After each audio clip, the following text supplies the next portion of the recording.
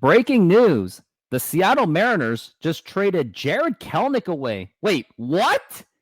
They just traded Jared Kelenic? Oh, the prospect that the Mariners traded for. Oh, this is going to be tough. But before we get into this, and yes, he was my favorite player for the Mariners, but before we get into this, hit that like button, subscribe, hit that notification. And now let's begin. So the Mariners, they traded Jared Kelenic away, including the package of Marco Gonzalez and Evan White. And in return, the Mariners got from the Atlanta Braves, Cole Phillips, a minor league prospect who hasn't even pitched at the pro or even the minor league level yet, and Jackson Kowar, also from Atlanta. So just by seeing this and just by seeing the names, this was just a way to salary dump Marco Gonzalez and Evan White. Evan White, who's been paid around the $7 million, and Marco Gonzalez is getting up there into $12 million. Both of them have pretty much been non-contributors to the Mariners for years. Like, Marco Gonzalez has pretty much just fallen off of the planet ever since 2021 or maybe even 2020. And Evan White, he's just had injury problems so much that it just wasn't worth the albatross of a contract for both of them.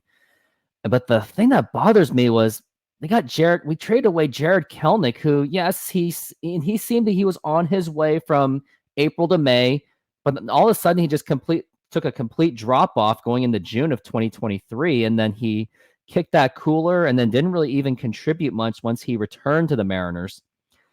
But the return that the Mariners got, I'm not convinced by it. Like, if the Mariners are in such a championship kind of window, or at least a playoff contending window, I wouldn't have made a trade like this. Like I would have still at least keep Jared Kelenic, but trading Jared Kelenic was, I guess, the only way to trade away Marco Gonzalez and Evan White. So the only way that a trade like this would make any sense is if the Mariners are going for those big names like Blake Snell, Shohei Ohtani, Cody Bellinger, or maybe making a trade for much bigger assets to this team. But if the Mariners are just going to stay exactly like this and just stand pat after this, after trading away Eugenio Suarez, I have my concerns. Like, this really seems like that maybe they are they blowing it up again, or are they actually onto something for contention? I don't know, but I hope that somewhere out there, there's like some kind of delusional hope that this is to get Shohei Ohtani, Cody Bellinger, and or Blake Snell. But other than that, I don't see it happening.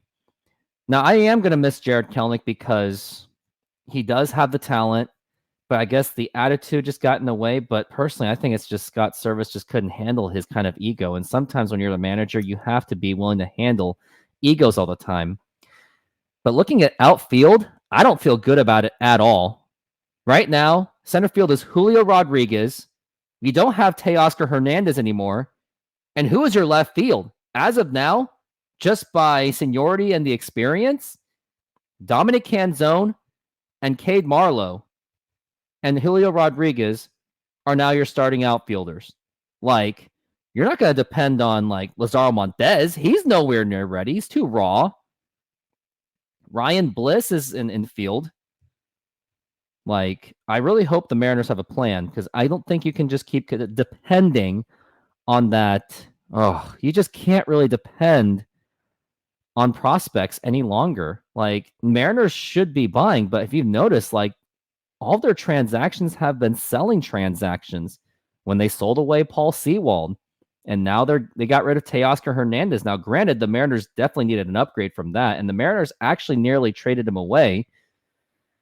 But then you got rid of Eugenio Suarez, and now you got rid of Jared Kelenic, who was your starting left field. Now, granted, he has been known to be streaky, and he can't be trusted because he has a terrible plate discipline. But just getting a slightly better return would have been more ideal, because that prospect, Cole Phillips, it is just too early to even see if he can do anything, because knowing that he's just a rookie, he's most likely just going to be starting in Arizona.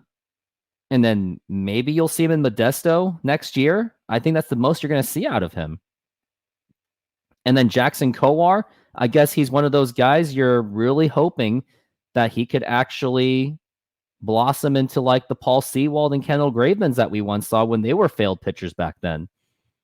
But that's just too much to bank on.